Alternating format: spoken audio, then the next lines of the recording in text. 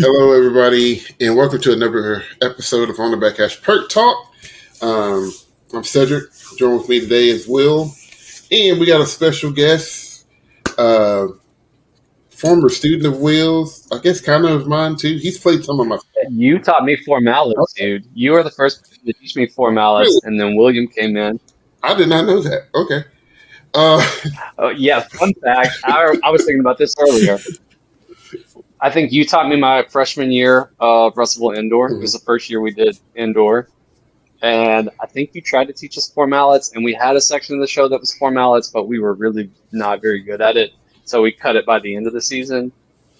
And I think William started teaching the next season, and we grabbed four mallets again. So, like, the two of y'all taught me band. well, there we go. That's pretty cool.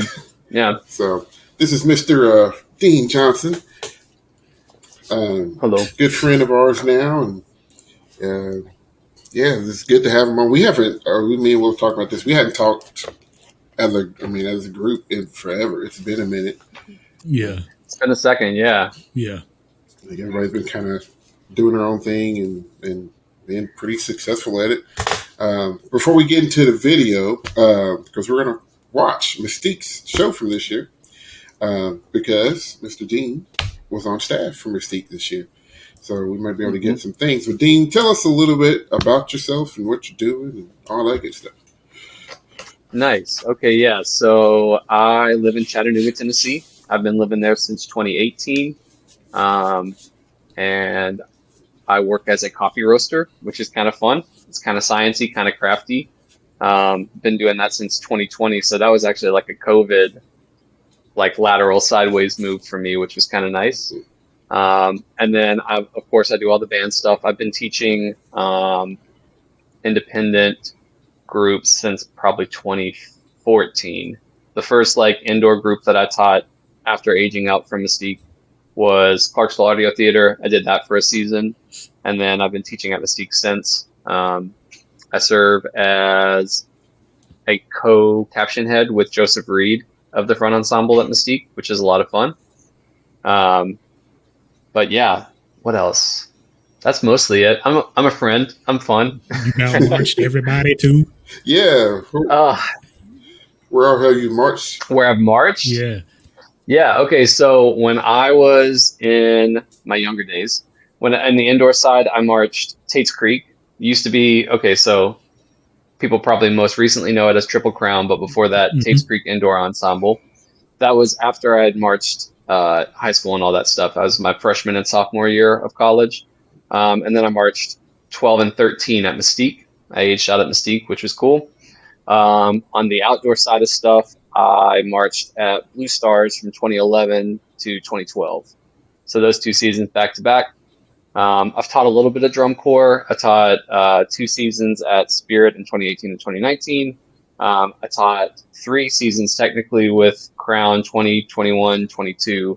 20 got canceled, but the front ensemble and percussion side of it, like actually did Zoom lessons all through the summers. We did clinics and stuff like that. So I don't necessarily consider that a summer off. No. But that's my band history. I've taught some, I've had the chance to teach some different high schools, but mostly teach in kind of the independent realm now. Cool. And some like online lessons, and I love giving video feedback and stuff like that. So yeah, I saw you were doing that, the video feedback, because I was like, let me hit him up real quick. I was trying to figure out stuff for this show. Yeah, I like doing that kind of stuff. I don't know. I feel like it's awesome to see a video because you can watch it like 3 or 4 different times. Especially so like doing like video assignments through Crown and stuff like that when we were doing that in the like off-season training program.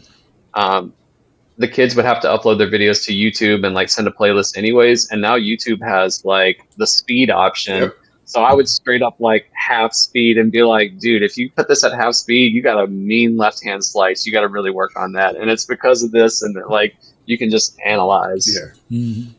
It's like that meme of that blonde lady where there's like all the like mathematics around her head. I feel like that's kind of what video assignment time turns into. That's cool. But yeah, just mostly mallet band. I teach front ensemble stuff. I wish I had learned some battery skills, but front band. See, We need people like that though, for real. I mean, it's at this point, yeah. It's hard pressed to find anybody that can do front, like, let alone be able to do Mhm. both front and battery. But I get people all the Those time. people are very appreciated, Mhm, like especially the judges that can do both and that can comment on both. mhm. Yeah. I appreciate that. That's like very hard to take all that in. Yeah. Omar tapes. Omar tapes are like very Yeah, smart tapes, so yes, those are fun to listen to. yeah, for sure. And then I guess one more question before we get into, did you go out seeking opportunities to teach these groups, or did they come to you, or was it kind of a mixed bag? So it was mostly they came to me, but it was also through knowing some people from Mystique, essentially. So 2014, I don't know how I got in touch with Chris and Andrew through Audio Theater. I think they maybe reached out to me first, which was really nice. Um, I had just moved to Nashville at that point too, like right after I aged out and graduated UK, moved down to Nashville. And so I think they knew that I was closer. So they reached out and that was nice. And then after that season of teaching, I think it was that following summer, like a couple months later, that Josh called me. Josh Nelson from Mystique called me. So I think they were just trying to get some more people on staff for the front ensemble and some younger people on staff for the front ensemble. So that was like a huge surprise to me, honestly, and a huge honor, I thought, too, especially because I got to teach with all of my teachers, essentially. So I learned a lot from doing that. The spirit thing was from Matt Jordan, took over as the front ensemble arranger in 2018 and was looking for someone to kind of come in, someone that like was from the Mystique background or something similar to come in and like do a lot of time. I hadn't done any drum corps at that point, so I was like, let's do a lot of time. Let's like jump in there. So that, and then the next summer I stayed on, so that was nice. And then going into 2020, I wasn't really sure if I was going to go back to Spirit or not. I was trying to kind of think about it. And then Travis Peterman, that used to be the battery coordinator, reached out to me. And I think that was because my friend Angelo Outlaw, that I teach with at Mystique as well, suggested that. So like, it's a lot of like homies Lifting each other up. alley-ooping me, Yeah. which is No. super nice, right? Like really nice opportunities, and like I got to teach with some really cool people. I still get to teach with some really cool people. So very thankful for that. I think that's just a testament to the hard work that you put in, not only as a player but as an instructor. For people to be like, "Hey, this dude can. If you need this dude's got it." So I think that's a testament to you, for sure. Thank you. That's sweet. Yeah. No, I definitely like. There was definitely the front 3 or 4 years of teaching that I was just like imposter syndrome, not sure if I'm doing this right. It's real, man. I feel like I need to learn a lot more. And so I think that just translated into, okay, I just need to like do more of this. I need to think about this more. Honestly, teaching the 2 years I taught at Fred J. Page when I first moved to Nashville was like some of the best teaching development time for me that I had. Because I had a lot of like I knew how my teachers taught me to learn things and what stuck with me, and immediately start learning like, okay, not everybody learns like this, and I have to apply this knowledge to everybody. Mm-hmm. So how do I break it down for Jim versus Sally or whatever, So that was cool. I had one of my really good friends, Ben Lupton, that teaches at the battery for Mystique. He's our battery caption head. He got me that job. So another situation where it was like a friend helping a friend. That's why that last year in Logan County, I was like, do what you want. That switched over for the front ensemble because I had already set it a style and technique. You got me the job at Clarksville High School, which is how I knew those people from Clarksville Audio Theater as well, if we trace it back. So like, because I knew network. I keep telling people, I was like, I see future stuff sometimes, and I'll release you because I try to tell a lot of band directors stuff like that. I was like, listen, y'all got to start letting these people come in here and do what they get and let them be them and make those mistakes. Somebody's got to help because now look at you because you're a sought out person. Because, like I said, I was like, I had Logan how I had it, but I was like, forget my style and technique, come up with your own. do what you do, and that helps you with all this stuff that you've gone through now. So I keep telling people, I was like, man, at some point, these band directors, y'all gonna have to take an L maybe a year or so and train somebody, not be scared, and then you have no clue what that person gonna turn into. They want there's too many groups that just they want everybody to know everything on spot, and they don't want to do nothing after that. I was like, you don't live that way no more. Yeah, it's I was like, y'all lost those opportunities years ago. Yeah, it's a lot of folks, band directors, like they won't. Now you see it, prefer WGI or DCI experience, and I'm just like, that's kind of limited. I mean, I had a year of WGI experience, year, you know.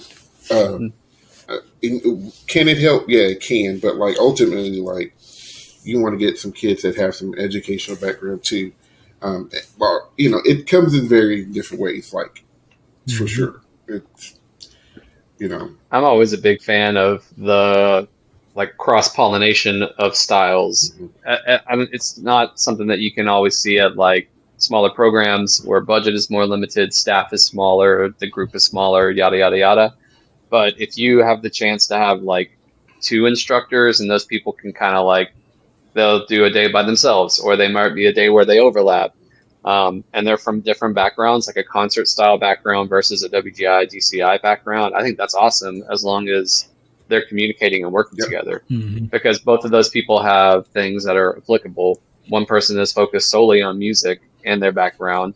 This other person is more thinking about kind of the performance through the music, and like there's a visual aspect there, I think, as well. I mean, that was me and Will. I mean, I was classically trained, and he did, you know, all the WGI stuff, and you know, I'm still it just works trying to figure out how we got anything done ever, but you know, man. You just had to say, okay, one more rep, and you're just like, oh god, that wasn't very good. Okay, what are we gonna do about this? There were times, I mean, we'd be sitting in the stands like, what are we doing? I don't know. We need to rewrite this. Rep it again. We'll figure it out. Yeah, well, for real. Dude, that happens a lot. It's like something ain't right. I don't know what it is. Do it again. We'll figure it out. Racktronics only. Yeah. Okay, no synth. Okay, you start honing in on it. Yeah, cutting and plugging. But, yep. So we're gonna get into this video. So like I said, we're gonna watch the 2023 installment of the City Mystique called Plastique. We got our video loaded up. We'll put the link into the description below. We want to shout out Brendan Brown Music for the video.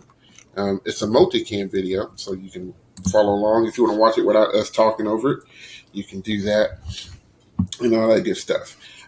Anything you want to talk about before we get into it, like preview or anything like that? Or not in particular. I am interested to hear what you guys think about this show. We did a very small amount of talking about this show before we started, so I'm excited to hear what you guys have to say.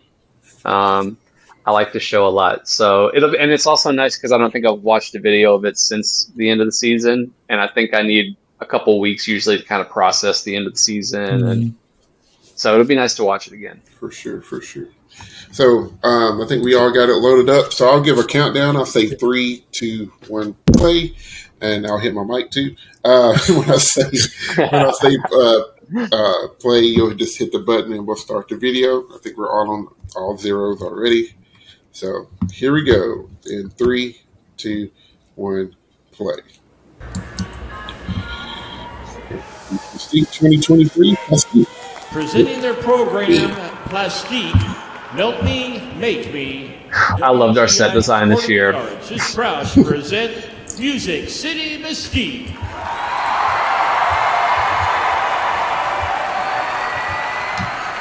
I'm myself describing myself. A face on a liquid surface.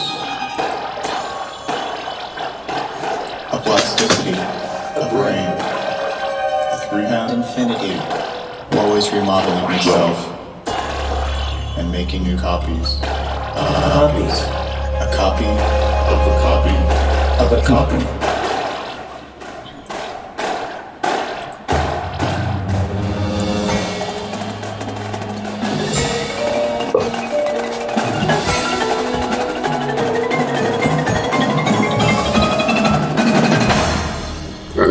Yeah. This is my favorite part of the opener. All this metric stuff. Modulation, yeah. And it makes sense with the melting and the moaning. I like that type of stuff, man.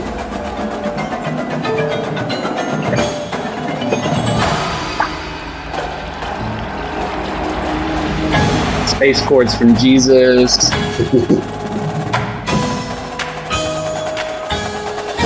Then it gets more simple for the battery, way more complicated for the pit.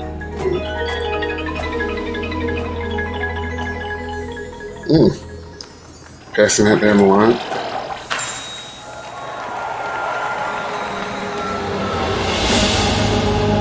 Fast part of the show. This was not processed. We did have a microphone on the quad, but it was our synth player, like fast fingers, playing all those rhythms. Oh, wow.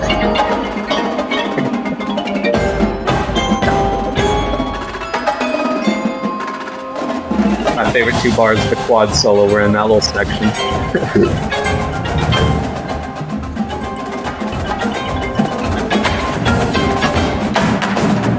That's some kind of classic Mystique pit writing right there.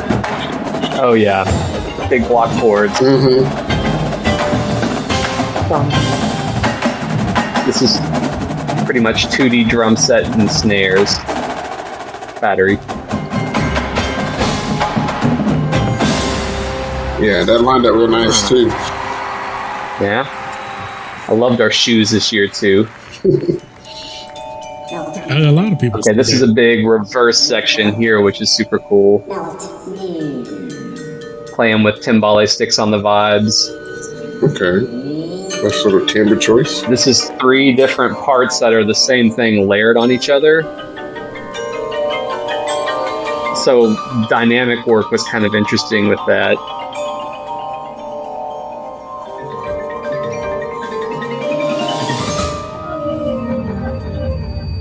Yeah, I remember the first time I heard that section, I was like, okay, what you ain't gonna do?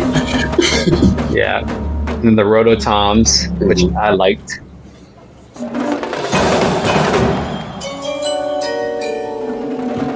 Just big. Those rhythms are cool when everybody's playing them. It was hard to line up at first. I think Did I hear a split between the snare and bass? Or, Maybe. Hopefully it was intentional. it sounded intentional.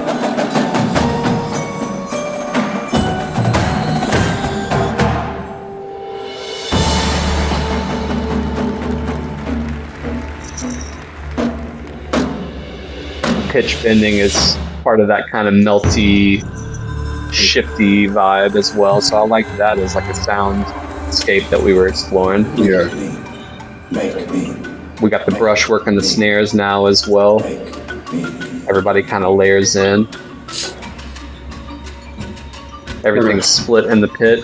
And this is another section where it's like group A, and then group B starts 6 bars and 1 beat later. And like everything is like layered on itself.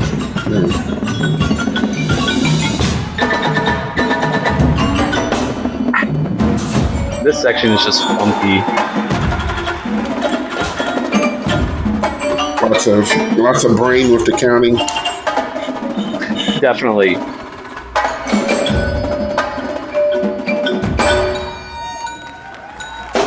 We used some cool stuff like pitch metal pipes here, like just like the sounds we made this year.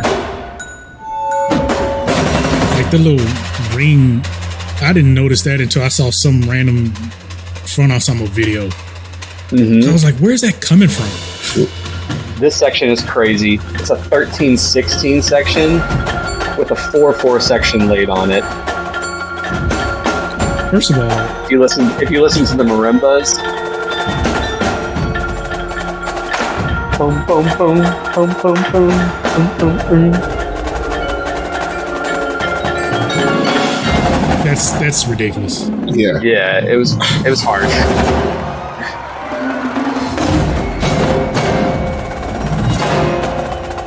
Kind of some parallels to the first part of this section that happened a couple minutes ago. I love this snare solo too. Yeah.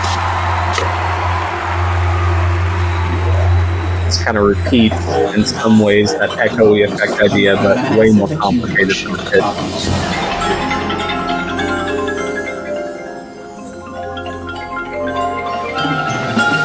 Just like the distortion. Minute alterations.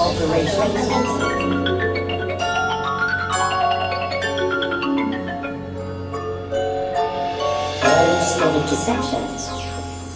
So was that a similar lick with small changes to it?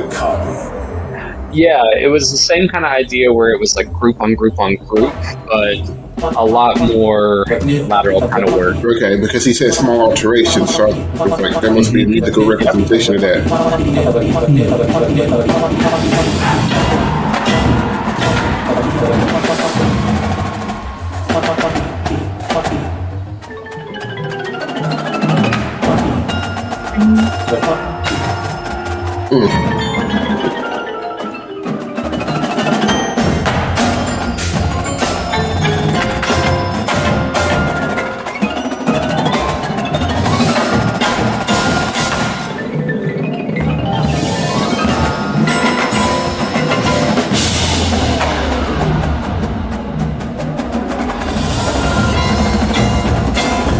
So they kind of return back to where they started at the very beginning of the show.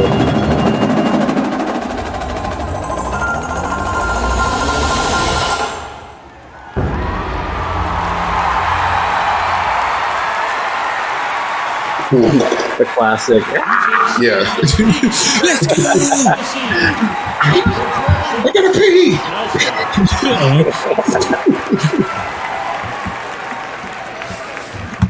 Yeah, okay. Man. Where do I want to start? Yeah, no, for real. Yeah, I'm curious to see what you guys. I think hearing what you guys are drawn to first will help me maybe point out some maybe insider stuff. I don't know. So, go ahead. I'll let you go. Because it's like some. I wonder. I honestly wonder if people didn't get it. Probably it's a little more on the like esoteric, artsy fartsy side. Yeah, which is cool, but because when you there's a lot left unsaid. It's because you start explaining stuff and then you're just like, oh, okay, and then you wonder, it was like, well, how can? Because I hate when I do certain things like this because you know how because at some point you get into a designer standpoint, right, and then you go into a designer standpoint. So when you're thinking as a designer, you're sitting here, you're like, how are you? Because they would tell me that's too much, but I get it. It's world class. I get it, all that. But how are you supposed to expect people to understand that when it's that in depth, like, or something? And then, because what year was it? We had a judge who said they just didn't get something, and we was dumbfounded. It was like, how is this even human possible? You don't understand what we're doing. I don't remember. It might have been because they're talking over the voiceover. Or some dumb. It's like, are you kidding me? It's like, whatever. I didn't catch that show title, but good luck. Yeah, like you have the sheet right there with the show title on it. Right. True. So it's like all these little, nuances. Like you hear the Malice play certain things, and then it goes along with the quote or whatever, and then you just wonder, it's like, man, you wonder who picked that up. Like in the audience, who picked that up? Who caught that reference? Or, oh, he said beat by bit or little by, or you're melting or copy of a copy. It's like, oh, I get that, blah, blah, blah. And it makes you wonder, because I know we've had this discussion on our regular cast a lot, and, we talked about Crown and some other gurus who do these in-depth concepts, or they'll say a certain concept that in your opinion should be blunt, but it turns out to not be. Like it turns out to be off the wall of the word that you said it was supposed to be. Kind of thing. So you hear plastic, it's like, I don't know, maybe people's always like, okay, they're gonna have a bunch of mannequins on the floor, or Yeah. Yeah. Honestly, I think when we were talking about this show very, very early on, and I'm not super privy to all of the design process as far as like all the choices that are made. But I think when I first heard about Plastique, some of the staff friends that I was talking to, it was like, oh man, are we going to be like mannequins? Are we going to have like mannequins out there? That was never, I guess, the vibe. But yeah, because Plastique just sounds like plastic. So like finding, I think the kind of meaning of the show that we developed for ourselves was we are plastic, we are moldable, we're always changing, we're always forming into something new. Um, Year after year, day after day, we're always changing into different environments, and we're still ourselves, but we're able to go from fluid to more rigid. There are rigid parts of us, there are fluid parts of us. Um, so do you, how do you say that to the audience and the right, judge? right. Yeah, without it becoming just a let me hold your hand and like this is exactly. So I think that is something I think that's something that Mystique does really well, is that we put a lot of content out there and we put a lot of like in-depth stuff. Like there are layers, there are always layers, but it's usually tough to take all of that in on a first read, which is nice when you get like a double panel, when you have a regional and you got that same panel Saturday and Sunday. Great. End of the season, semis and finals, same panel, great. So that you at least get like a second read on it and they can like let it soak in a little bit more. But yeah, it's a lot. This year especially was a lot to take in because some of the sounds too, just like, I feel like there were like audio tricks that we were playing sometimes in like the sound design, which I thought was really well done this year. I thought our sound design was like very elevated. I thought the mix, our sound guy, Eric Robertson, like I thought he did a really good job on the mix overall. So it's probably one of those shows where, especially like some of the parents from different high school groups that saw that were probably like, I don't know what that show was about. It seemed cool, and the lights were cool, and the uniforms were cool, and like I could feel the vibe. But yeah, it's definitely a little bit more on the artsy kind of side of it, I guess. Because I would wonder, like, complete 180 from last year, where we're like, here we go. Yeah, but that's what y'all do. Y'all, that's Mystique. That's what you guys do. Literally, 100%. Yep, we like to change it up. We don't like to repeat ourselves too much. I mean, well, I think we have like a group vibe and aesthetic, and especially people that I think either like people that haven't marched or people that are competitors. I think they look at us as like, oh, they're just like the mean group or like the angry group, and they like. I think we do those shows well. I think we do dark shows well. But yeah, I liked last year because of that. I was like, damn, this is like a completely different performance challenge for us, and it's a completely different musical balance challenge for us because now we're playing like we're lining up accents that are written into like banjo bluegrass music, and we're like putting marching battery music on top of that. Now we have to line these accents versus taps up. Like it's cool. It presents different challenges year after year, which is cool. Right. Right, and that's a good thing too. I think you should always. I think as much as you want to challenge the kids to push themselves to be well, you want to push your design team too. Everybody should be growing in the organization. That's how you grow and you get better. And you know, alluding to, we talk about some groups that we use the word formula a lot. They have a particular style of show that they like to write in. They do well with it. Why? If it ain't broke, don't fix it.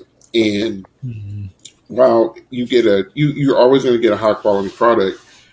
Sometimes you wonder, are you getting any feeling or emotional content out of that said content, or is it just let's put this out there because we know it works? And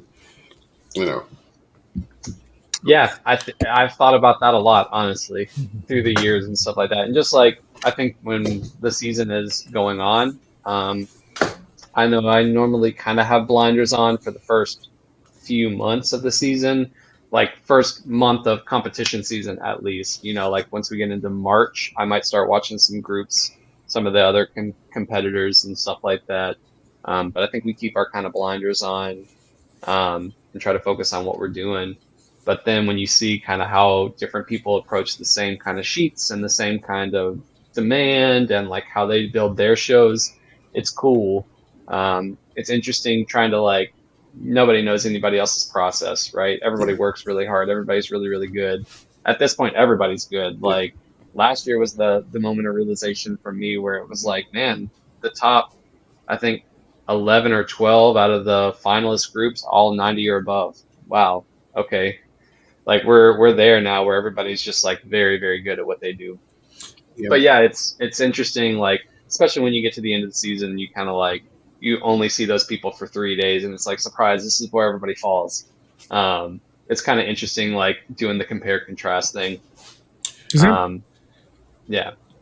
That kind of makes me wonder too. Is like, did y'all see it coming on the placements and anything like that? Like, or was that a shock to anybody? I think it was a little bit of a shock for us, especially in that moment. I mean, to me, it felt like there was like, I don't know, it was interesting kind of like prelims versus semis versus finals, right? Mm-hmm. We go in prelims.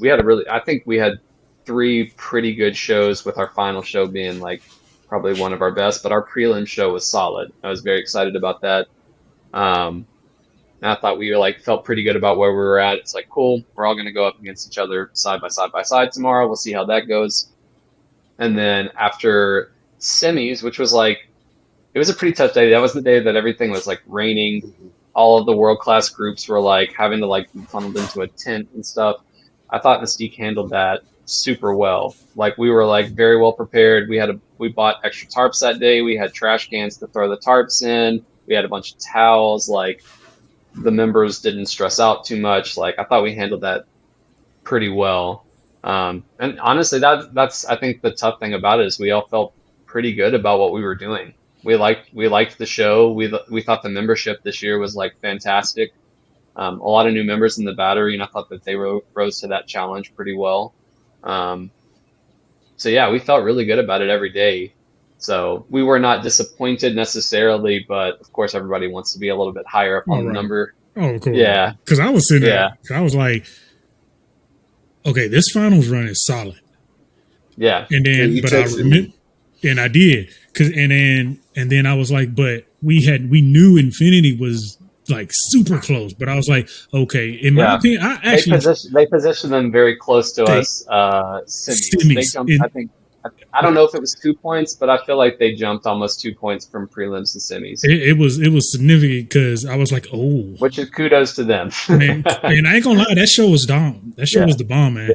And they came with everything they had at that show. And I'm sure, I know y'all didn't get a chance to see, but sitting there watching, I was like, Jesus.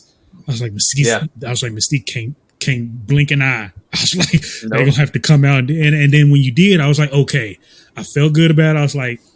I felt like y'all still got them, but they was gonna still be closer. I felt like they probably maybe etched even closer, but no. When they topped you and they said it, and I was like, oh. What made it worse is we went back and we looked at the recaps, and I was like, God, dog. I was like, it looked like the judges didn't even like the show. Yeah. According to the recaps. And I was like, Jesus. The frustrating thing to me is we listen to the tapes and it's like, oh my gosh, this is so cool. I get it. You're melting. You're doing this. The sonic textures are doing this. It all makes sense. It lines up. And then like the last minute of the show, it's like, yeah, I was just not sure like why I should emotionally attach. I like what you're doing, but I'm not sure why I should emotionally attach to what you're doing. Which I think the 5 groups that beat us, a lot of those shows are more on kind of obvious emotion stuff. I have not watched all of them, so I don't know that for sure, but I know like just off the title of some of the shows like Self, Home, you know, like I think some of those already are going to have more of like an emotional connection right off the bat with more people than Plastique. What is Plastique? Right. But I still liked what we did. I do stand by that. I think all the staff felt really good. Like we really liked this version of Mystique, and we thought the show was like we as a team worked really well together to develop the show. So I thought we felt really good about it. So it's unfortunate that we ended a little bit lower than what we wanted to, but it's cool. It's what it is, you know. When I Competitive art. yes, What you yeah, said, it's that hard. part. Competitive art is weird. When I went back and when I watched it this time, and then just kind of sitting there really listening to stuff, and you talk about all of the layers and things of that nature, I've found that I think, and this even happens, I believe, at the A class level too, not even the world class level. But if you that's while that's a different type of difficulty, unless you have the right type of judge that are paying attention to that type of stuff and can notice that type of stuff, it almost gets lost. They're just sitting there like, okay, what is this? It sounds Mm-hmm. cool, but they can't, especially on like a first read, some of them, they can't dissect all of that on the first read, while I'm sitting here like, oh, that musical line makes sense for what the narration just said. That's why I asked you, I was like, was that part different? Like, was it the same part or altered? Because it literally, the quote said, with alterations. I was like, oh, I hear it. It was the same idea there, where it was like we have a group A, B, C, and the parts are layered pretty much on top of each other. It's a verbatim part that's offset by some beats. And so like the first instance of that is a more simple version. It's the bump, bump, bump, bump, bump, bump, bump, bump, bump, just eighth notes. But like you have group A on the left side, side one of pit, that starts that. The next beat, the middle part of the pit plays it. The next beat, the side one side? Yeah, it goes from side two to side one.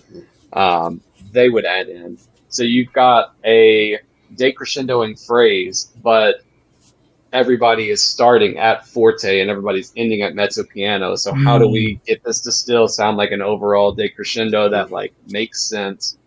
So we had to I think we had to taper dynamics slightly differently for those different groups. So I mean, like the second, you're yeah, basically it panning was kind of a sound cool. naturally.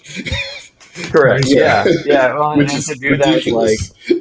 yeah, it's like you need to group A, like if you're doing this decrescendo, you really need to be bop, bop, bop, and kind of get out of the way, because by beat three, the third group is coming in at forte and they're trying to get down to mezzo piano, and that's really what we need to hear, getting down to mezzo piano. So group A and B get out of the way of group C, so group C can really do like the crux of this decrescendo.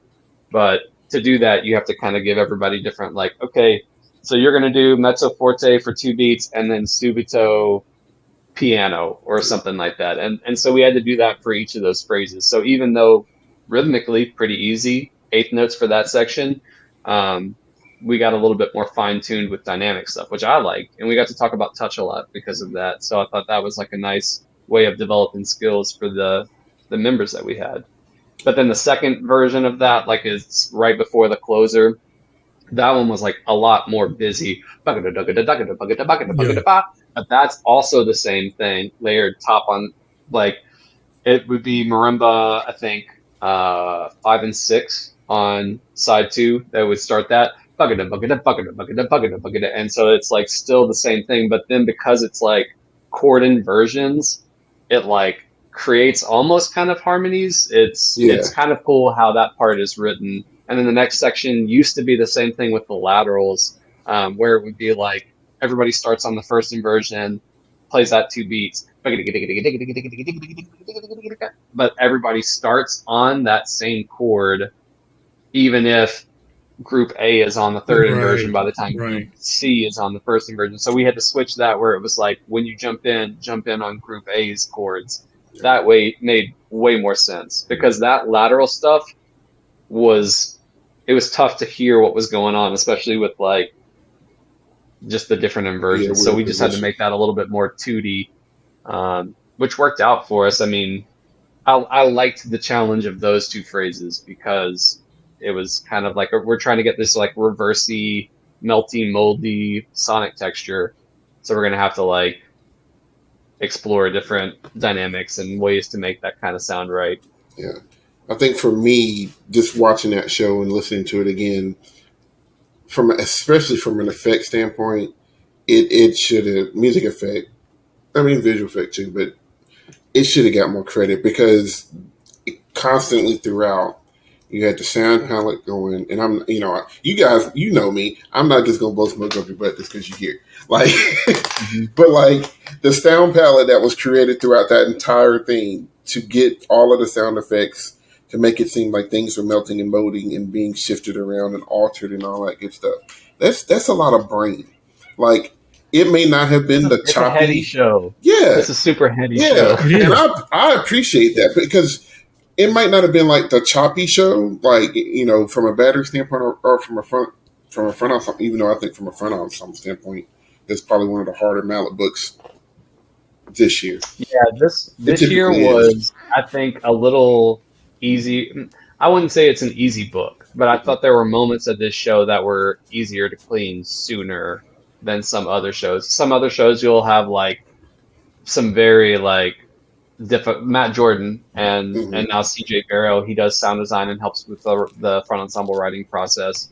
Um, they give us some really good stuff. Like I've taught for Matt for years now. I love the writing. So, but yeah, no, I hear what you're saying. Like it's the music effects side of it. I would agree. I thought that was kind of cool. Like hearing like the middle section of the show at the premiere of the Rototoms. Yeah. You hear all the pitch bending there. We split the Rototoms. Full ensemble moment right there. Like simple rhythm, one E and a three. Pretty simple rhythm, right? But it's still cool when everybody comes in with that like just like exclamation point rhythm. And then we've got the Rototoms on top of that interplay with some bass drum stuff. And then we've got a big section right after that where it's a quad feature, but we've got metric A-cell, metric D-cell with the Rototoms that are also kind of going with that. So like listening to that, balancing that is cool. Because But it raises a question, man. It's because I mean, said you kind of already said it, but it raises kind of a question because a lot of talk these days is you see, really, I'll do top three. You see your top three, and they're chop heavy. You're talking about Broken City. I'll pick on Broken City right now, and well, yeah, I'll pick on Broken and probably Pulse a little bit. Show design for the past couple of years or whatever seem to allow them to make their battery very heavy in book. Because if you think about, especially Broken, if you think of Broken, they'll do a design to the point where it's enough, and then it's very much just music. I've rarely, if ever, see them with a problem. And no, I think they kind of pushed forward the conversation about ensemble balance and yeah, ensemble moments. Because I think they're very, I think some of the California groups in general are smart about how they mold those moments. yeah, I think Pulse is another good example of people that know how to kind of like play the sheets and write a really tough book and a very enjoyable book. I think they do all of that very well. But yeah, like they're selective with their full ensemble moments, and we have a lot of full ensemble moments, which is a lot to take in when you're trying to like listen to everything and it's all spread out and stuff. because it makes you. So I think that they're like, yeah, they're good at what they do. Yeah, it makes you where it's like, because you think it's like, does Mystique have to do that now to break that mold, to break that top group again? Like, is that the direction they're going to have to be forced to be in to do those type of things? Because it's to me, Broken and Pulse kind of top for like the most notes, or if I want to say like just busy. RCC to me this year, I was pulling for them because just as an overall the show was ridiculous to me, but it just It felt seemed like they had a strong finals week too. and they did, and it Yeah. felt like it was there to do that for them, but they had more of conceptness.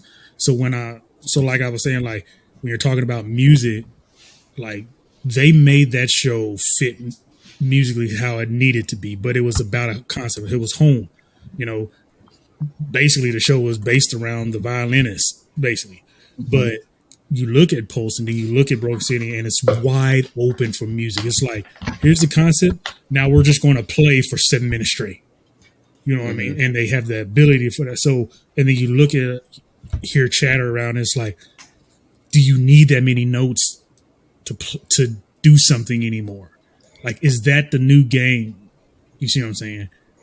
And you wonder. No, I've had a lot of those kind of thoughts after finals, especially. I'm like, man, I'm wondering if the judges don't like how we are or like maybe not don't like it, but are going to understand some of these competitors show easier, or are gonna like, I don't know. I've wondered about it a lot, because I thought, again, like we really liked the show this year. We felt strong about what we did, but the show is awesome.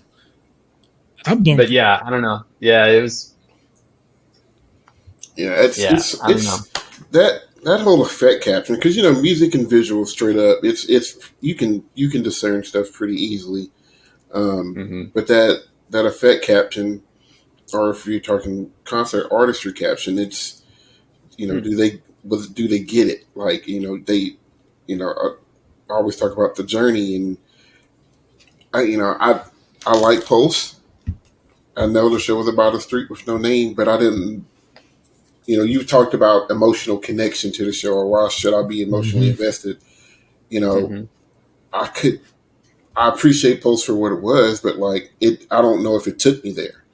I mean, I could say the same thing. Broken City, I always like what they do, but I never get what it's about.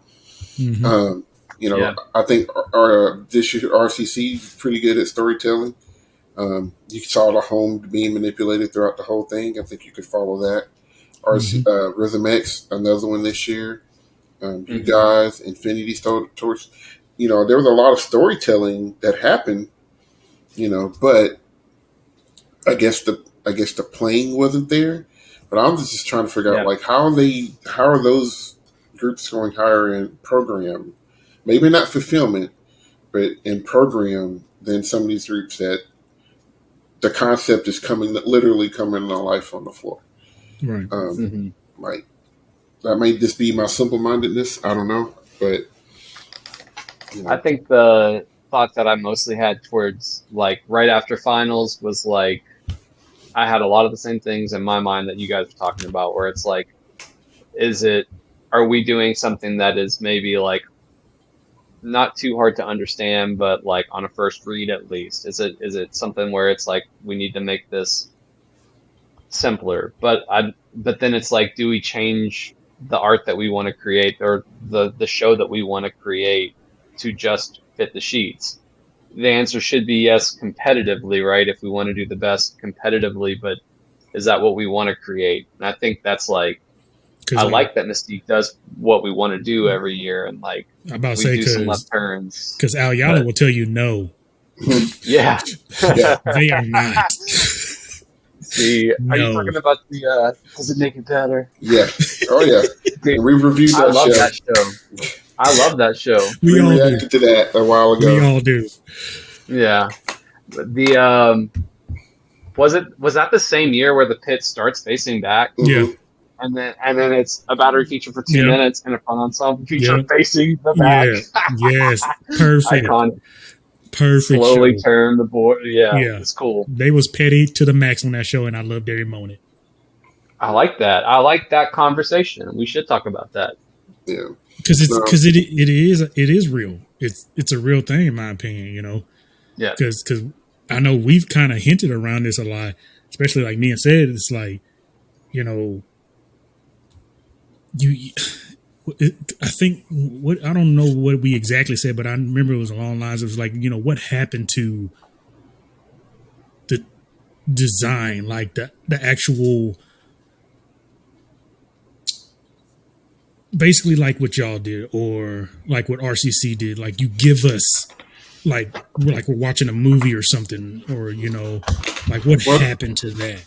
I think it could be a couple of different things. One, a lot of the concepts that have been done, like, you know, and we've mentioned that before. A lot of the stuff has been done. Now, people are starting to reinvent them in different ways.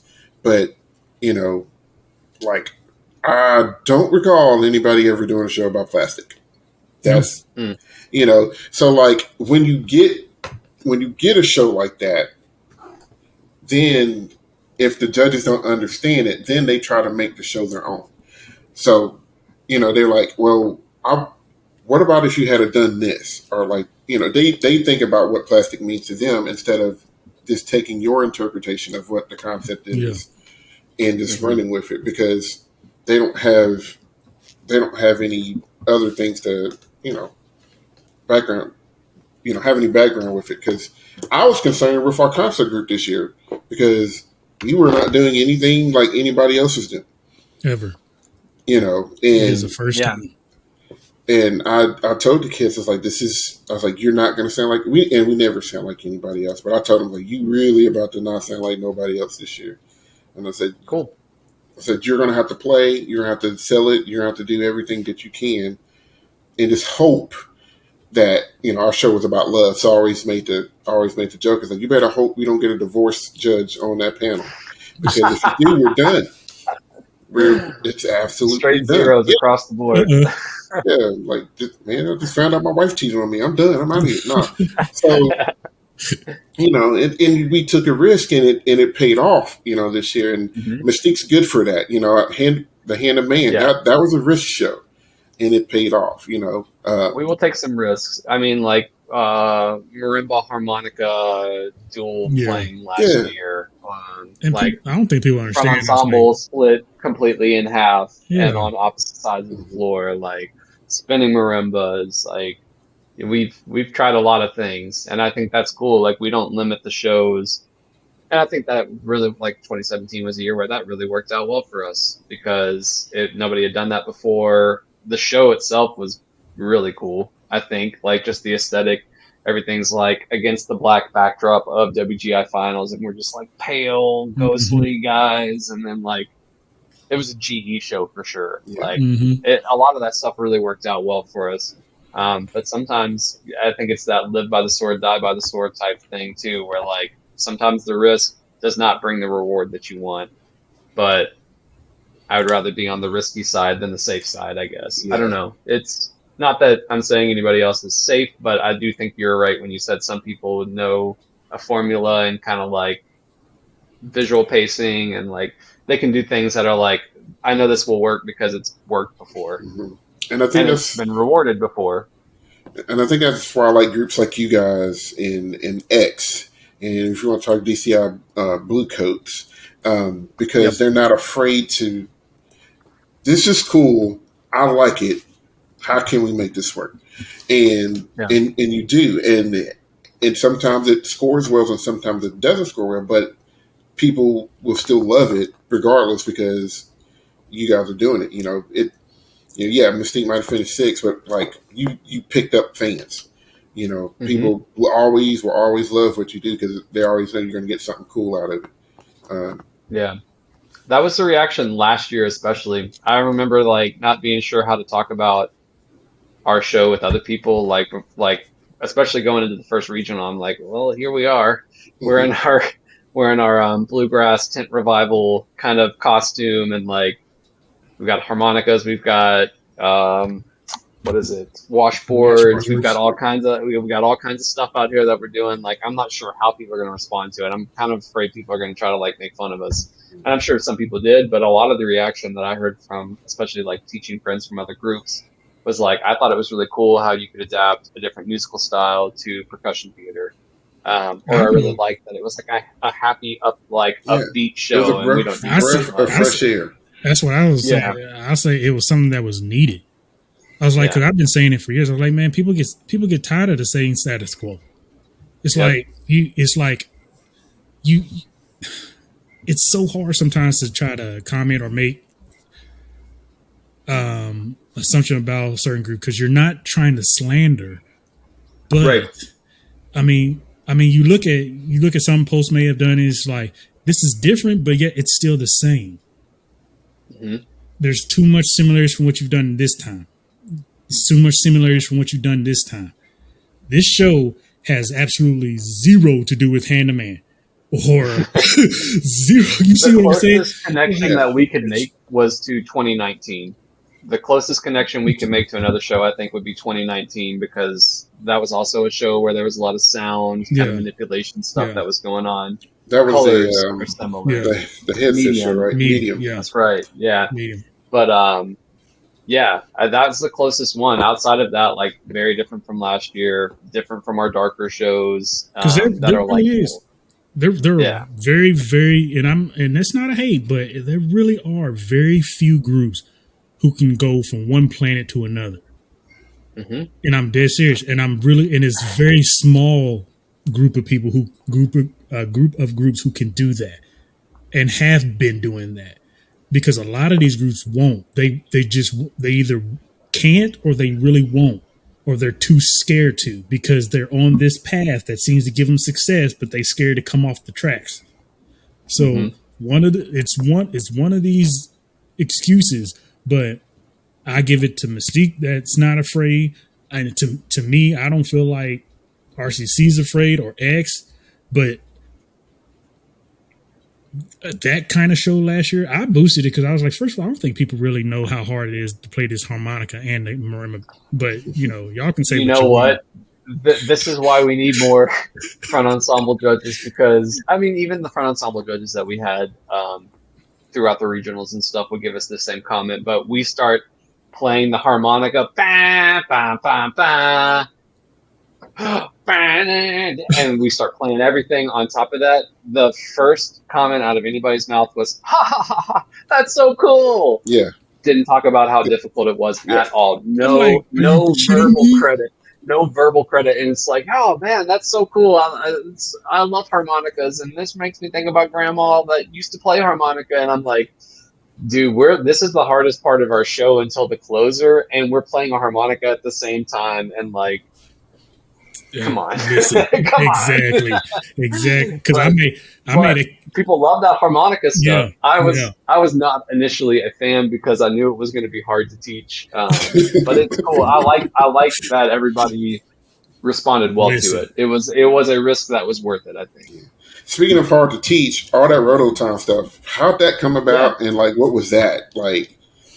Yeah, so the first time that we got that music, I think, was, I don't know the exact month. It would have been December at some point, because it's our second movement.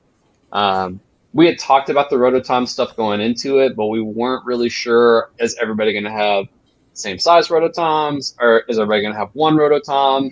Because we wanted to do some of the pitch bending stuff. I think they wanted to do some of the like more rhythmic focused stuff with the splits and stuff like that.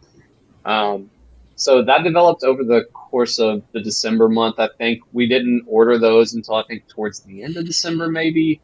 And then once we got them in, we had like different size toms kind of across the 6 marimbas that we had. So we had like, I think, I don't remember the sizes. We had bigger ones on the outside marimbas for their low. We had a low tom and a high tom for every marimba.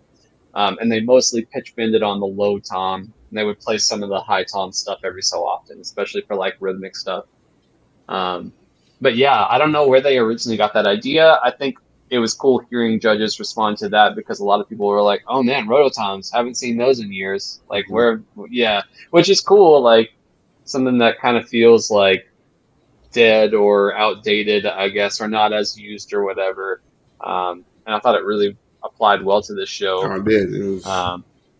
It was cool though. Like, we had Matt Jordan come in and help produce that a little bit. EJ, Eric Johnson, that runs Innovative, used to write for Mystique. He came in one time and kind of helped us with some of that stuff as well. But essentially, we just had kind of like a clock system, 12 o'clock to 6 o'clock for this pitch bend. This one's going to be a full, like, you just keep spinning, but at this rhythm is when you're going to go back up to the top and switch. So, like, you just have to kind of, like, we just have to define it a lot for them. But we had a starting pitch, like, hey, these are your 2 pitches for your low and your high. So before we start that, just make sure, like, check your key with that. Then you'll know 12 to 6 that you're getting generally the same kind of pitch bend over time. Yeah. Which was cool. Like, I liked that challenge. I like it when we get the challenges that are more like these are like the tambourines last year versus the harmonicas. I like the tambourines because we got some percussion knowledge there. I know nothing about playing a wind instrument. Megan Nelson, who has been teaching the Mystique Front Ensemble for a long time, is a band director, a middle school band director. We have a couple people that are on staff that teach wind instruments as well. They really had to kind of like take the lead on like, okay, we should talk about maybe this is when you breathe, and maybe not all of us breathe at the same time. Yeah. With the harmonicas too, it's like a draw versus a blow. Blow is pushing air through, the draw is pulling air in, and we had that written into the music as well. Like, this is like they were literally da, da, da, da, da, they were shifting their mouth up the harmonica too. Like we got that kind of like, yeah, that's the thing. It's that nobody picks that up because it's just, oh, this is cool, this is smooth, this is awesome.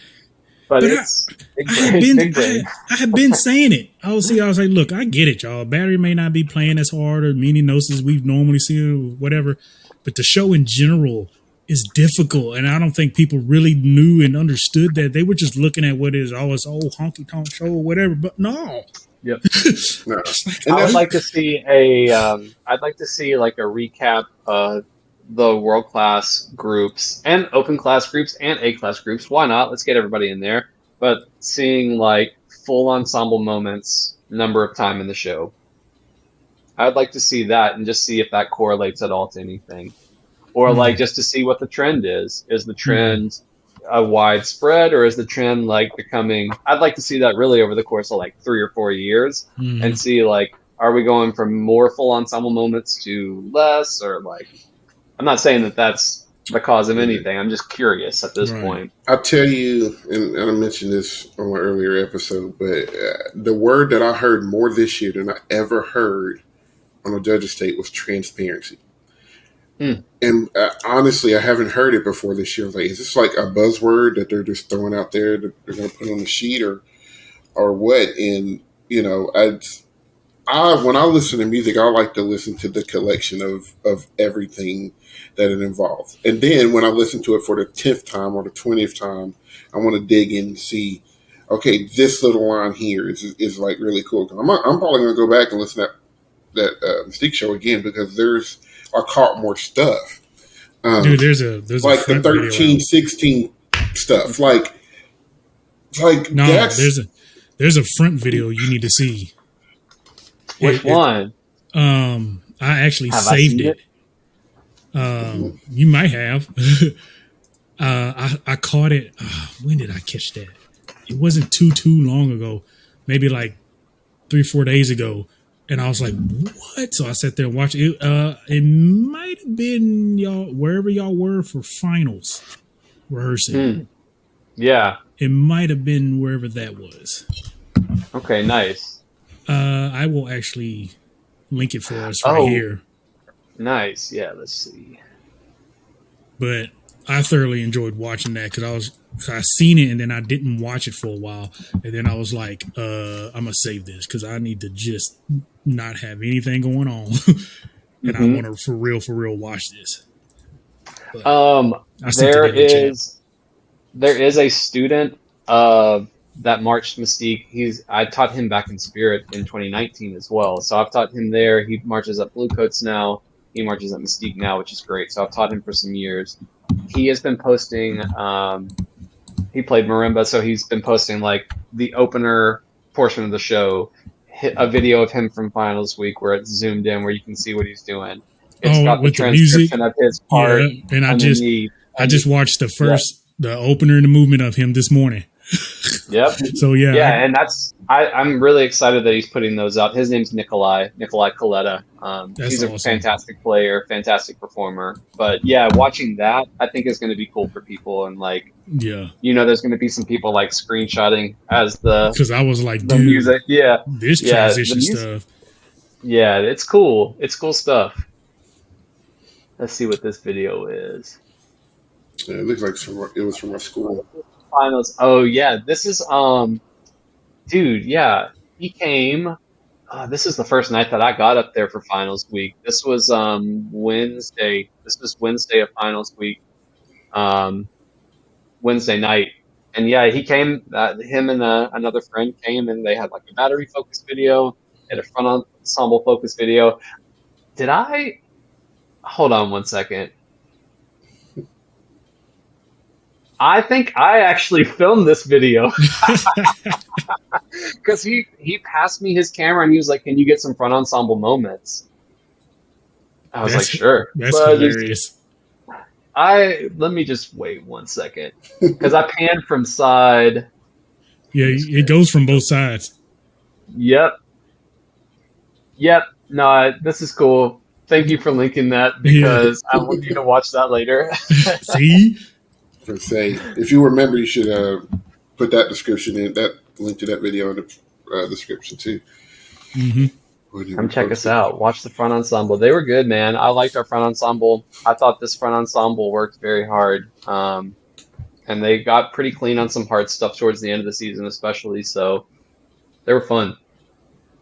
It's always appreciate Mystiques and their writing, and it's very unique, very thought provoking.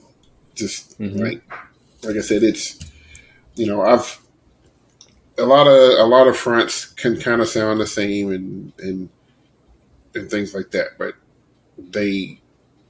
Mystique has a very unique sound in their writing. And It's cool too. I think the music dictates some of that stuff too. Like last year, I thought was a good year for us because we had like the accent versus tap differentiation across the different bluegrass pieces, where we're trying to get more inflection into just like the front ensemble writing, is not the first time it's ever been done. But for us, that's a different challenge than what we're used to playing. I think like we're used to doing like a lot of like loud, fast, choppy things in the front ensemble. And then when you have things where we're used to like rebounding a little bit more for like all these transition changes, now everything's a little bit more down here and we're having to talk about pulling up to the accent lane. And like, that was a cool thing where we could, adapt different techniques and different approaches, just because the music was different. So yeah. I like that aspect of it. It does keep it fresh. I think one of you was saying earlier, like, do you just keep doing it if you're not getting something out of it? Like, why are you kind of doing it? Like, that's kind of how I feel about teaching music at this point, because it's not my main thing that I do. It's not my main breadwinner, but I do enjoy doing it. And I think as I get older, I keep thinking like, okay, if I'm getting something out of this and I'm still enjoying it, I'll keep doing it. If I feel like I'm not getting anything out of this anymore and I'm not learning anything or whatever, I would not do it anymore. And I'm glad you said that, because, that was one of the things I always worried about with some folks was they get into the pageantry arts, whether it's DCR, WGR, and they love it to death. I mean, they love it. And it's like, this is what I want to do. And I'm like, yeah, how you going to eat? Because unless you're in a prime spot that's paying you a substantial salary, you're gonna have to find something else for you to do. Now, if you like doing it and you've got your other gig, but this is something that you like doing, by all means, but it's the folks that because that was the thing back when me and you were marching. Will, was people were just like, we're gonna march and we're gonna teach a group, and it's like. I'm like, I'm going to teach small children. And they're going to pay you for that? Yes. And it's going to be awesome. Yeah, and get insurance. I'm like, because at the end of the day, Will did not have to stick around at East as much as he did because we couldn't pay him. And I told him, I was like, dude, I can't. It's tough though, because then you're attached. You're already attached to the kids. Like, yeah, the problem is if I remember correctly, the very first year I ever taught at East, Sid paid me out of his own pocket. Damn. And then I won't say a couple years go by or whatever. I did get on staff for the marching band, and then I got a little something from the marching band, and then kind of carried on through indoor, and then through years, it just dwindled. The school is just not Daddy Warbucks. They don't have the pockets for it.